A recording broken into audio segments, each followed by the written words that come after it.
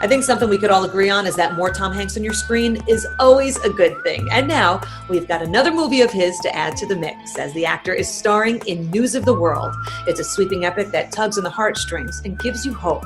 It's the kind of movie we could all use right about now. See all those words?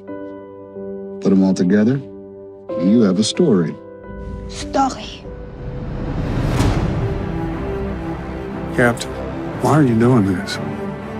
Little girl is lost. I'm returning her to her surviving family. Well, you can certainly handle a horse. Horse. That's right. Captain. Make no mistake, Captain. Road's closed. Is that the law? It is now. How much you want for her? She's not for sale. The stories on these pages can't get us home. She ain't worth dying for! You can't have her, and I'm taking her home! It's hard finding your way. You know, I was getting ready for this interview and I had such a lovely thought, and I just wanted to share it with you. I realized that you have been a part of my entire life through your films. Like Splash, that's the first movie I ever remember watching on repeat. Big A League of Their Own.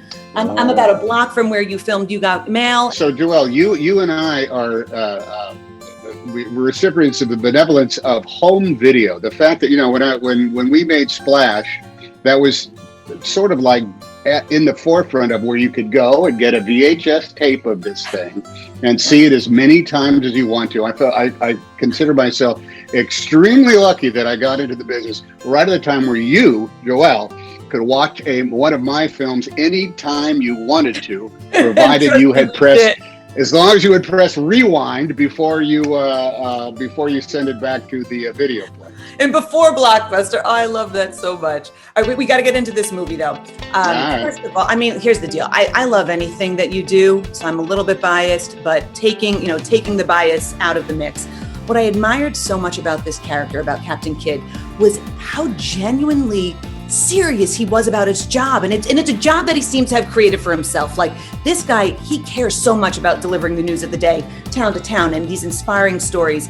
And it made me think about you and your career, you know, after the Oscars, after the Lifetime Achievement Awards, all of that. What is it that makes you still care about all of this? Well, because as I was growing up, I viewed motion pictures, good motion pictures, authentic motion pictures, as documents, as historic things you could turn to again and again and again for illumination on, let's just call it for the granted, the human condition.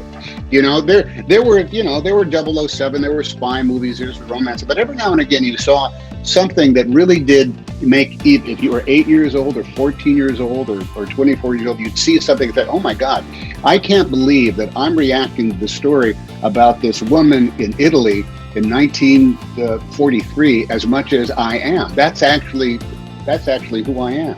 That's actually what I'm going through right now, and that doesn't make any sense. The grand power of the cinema is one that expands your own life, I think. It doesn't just blow a couple hours, although there's some movies that you want to blow a couple hours.